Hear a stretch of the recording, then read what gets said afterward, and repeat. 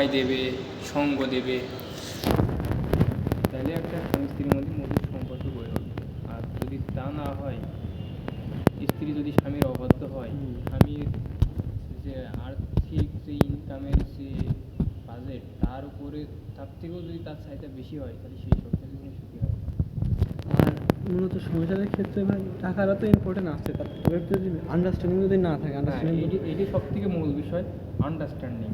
যেমন আন্ডারস্ট্যান্ডিং বিষয়টা থাকলেই সংসার জীবনে পরিপূর্ণ শান্তি পাওয়া যায়।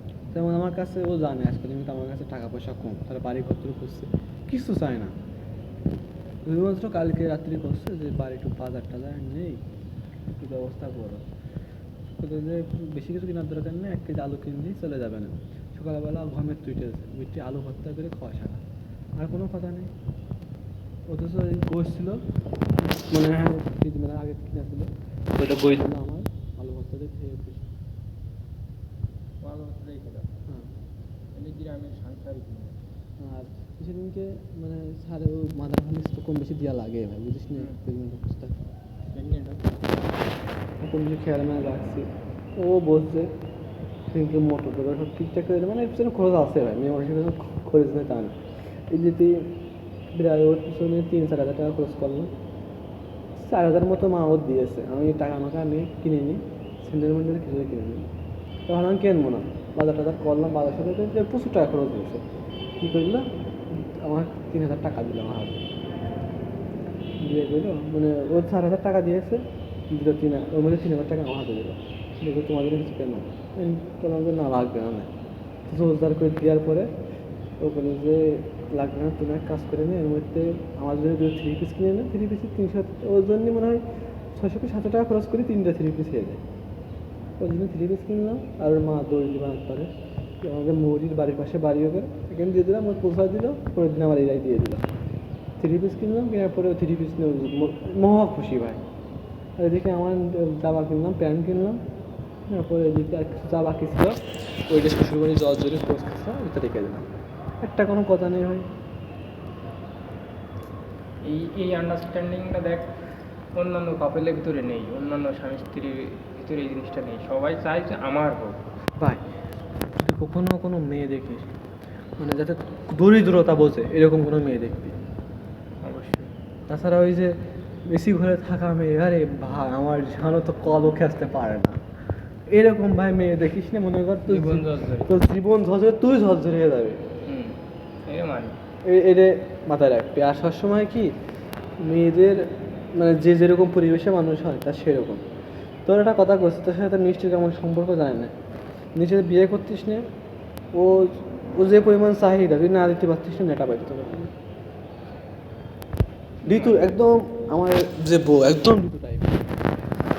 ঋতু কেমন লোভী টাইপের ছিল অবশ্য, ধোকা দিলে বাই দিলে আমার তো ভয় নেই, ব্যাপার না। নেক্সট টাইম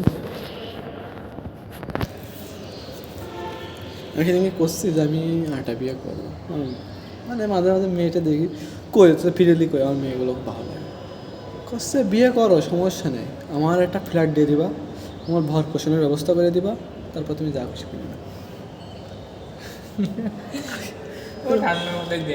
তারপরে আমি আর কিছু করিনি, ওরাও ভাবে যে হবে। আর এদিকে মৃত্যুর সাথে আবার ইদানিং মৃত্যু আবার খুব নকমক দেয়, মৃত্যুর সাথে আবার প্রেমের সম্পর্ক না, ওর তো আমি রোস্ট করি, মৃত্যুর আমি সামনে পালি রোস্ট করি। মৃত্যুদের হাতে একবার কামড় মারি দেখি, ছবিটা আমার কাছে ছিল রে ভাই। থাক ওইসব ছবি ইনবক্সে খবর ধরে সব কথা আমরা করি না, কারণ একটা ফেসবুক দেওয়া থাকে তো। মৃত্যুতে কামড় মারিল তো মৃত্যুর যদি বিয়ে করতাম তো জীবনটা শেষ করে দিত, প্রচুর মনে কর সম্পত্তির মালিক হতাম, তবে সুখী হতিস না। সুখী হতাম না। এটাই ঋতুর কথা কই, ঋতু কিন্তু কম বেশি মানি নিয়েছিল, ওদের নিয়ে চলে আসতাম না, ঝামেলা হতো, কিন্তু ওদের ফ্যামিলি কোথাও দিত তাহলে ঝামেলা হতো। আর ঋতুর ফ্যামিলি কিন্তু অনেক চাহিদাপূর্ণ মানুষ। আর তোর ক্ষেত্রে একটা কথা কি শুনলি ভাই, তোর যে ফ্যামিলি তোর মার সাথে মীমাংসা করে একটা মেয়ে ছেলেরা কিন্তু ভাই মা বাবা দেখতে চায় না। এটাই বিষয়। এই তুমি আমি আলাদা হবো, তোমার মার সাথে আমার হচ্ছে না, এই হচ্ছে না তা হচ্ছে না, কিন্তু এই জিনিসটাই তো খারাপ। যদি সংসারে বোন থাকে, আলাদা হয়ে যেয়ে মা বাপ কিন্তু বোনের বিয়েটি হয়ে গেলে কিন্তু জাতি পারে, কিন্তু ওইটা কিন্তু যখনই তোরা দুই ভাই বা আমরা কেউ দুই ভাই থাকবো, আমি একা থাকবো, তখন ওই জিনিসটা মার খুবই কষ্ট লাগবে মা বাপের। যেমন তোর ভাবি আমার করছে তাড়াতাড়ি বাড়ি ডাকবে মার আর ঢাকায় থেকে না, দেখো সে তোমার জন্য খুব কষ্ট করে, মানে বোঝে, মানে ও যাই হোক ভাই, মানে একটা ওর বিষয়টা এটা ভালো লাগে যে ওর মধ্যে সহানুভূতিটা রয়েছে। মানে তুই ধর আমার বাড়ি গেলে মানে তোর কীভাবে আপ্যায়ন করতে হয়, কীভাবে কী করতে হয়, মানে খুব ভালো জানবে তোর। কিন্তু তোর যে তুই যদি কই যে তোর ভাই হয়, তোর ভাইয়ের নজরেই দেখবে এরকম, আর তোর সামনে বেশিরভাগ না যাওয়ার চেষ্টা করবে। আর ওর মার কথা যে ও জানে সব কিছু, তারপরে আমার বেঁচে আছে করছে, দেখো এই বাড়িতে তোমার মার থাকার একটা জায়গা নেই, তারপরে কদিন পরে আসছে, আমি চাই না আমাকে ছেলে পেলে এরকম তুই কিছু। ভুল করলি, আমি এখনই আগে নিজে আর একটু তোর গুছিয়ে নেওয়ার দরকার ছিল, তারপরে এটাই সত্যি কথা বলছি, আগে করছি, কিন্তু ভাই দেখে আমার খুব কষ্ট হয়ে যাচ্ছে, সত্যি কথা অতিরিক্ত কষ্ট হয়ে যাচ্ছে খাওয়া দাওয়া, মাঝে আমার চেয়ার আমি খাওয়া দাওয়ার বিষয়টা বলছি, মানে এই ভাইসা নিয়ে আর